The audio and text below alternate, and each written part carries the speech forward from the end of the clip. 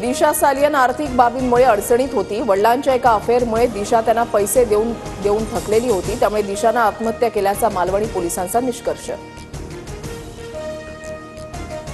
कोरोनाची साथ असल्यानं दिशा सालियनच्या पोस्टमॉर्टमला उशीर झाला। 11 जूनला कोरोना रिपोर्ट निगेटिव्ह आल्यानंतर दिशाचं पोस्टमॉर्टम करण्यात आलं, सूत्रांची माहिती। विधिमंडळाच्या विविध समित्या जाहीर। छगन भुजबळ धनंजय मुंडेंना स्थान नाही। दादांनी वादग्रस्त असलेल्या मुंडेंसह भुजबळांना लांब ठेवल्याची चर्चा।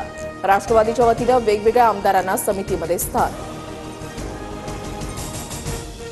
गृहमंत्री अमित शहांच्या रायगड दौऱ्याच्या पार्श्वभूमीवर मंत्र्यांचा रायगड पाहणी दौरा। भरत गोगावले, आशिष शेलार, चंद्रकांत पाटलांकडून रायगडची पाहणी। अमित शहा 12 एप्रिलला रायगड दौऱ्यावर। नागपुरातील महाल परिसरात सुरक्षा यंत्रणा अलर्टवर। आज शुक्रवार असल्यानं मोठी गर्दी होण्याची शक्यता। जामा मस्जिद परिसरातील सुरक्षा यंत्रणा सज्ज। पोलिसांच्या मोबाईल सर्व्हिलन्स व्हॅन तैनात। नागपुरातील शेतकऱ्यांवर संत्रा बागांवर कुऱ्हाड चालवण्याची वेळ। सावनेर MIDC मधील औद्योगिक प्रदूषणामुळे 12 शेतकऱ्यांनी 3000 संत्रा झाडांवर कुऱ्हाड चालवली। मुंबई विद्यापीठाच्या अर्थसंकल्पाला मुंबई उच्च न्यायालयामध्ये आव्हान। अर्थसंकल्प मनमानी पद्धतीनं मंजूर केल्याचा आरोप। अर्थसंकल्प मंजूर करण्याबाबतचा ठराव रद्द करण्याची मागणी। आज मुंबई उच्च न्यायालयामध्ये सुनावणी।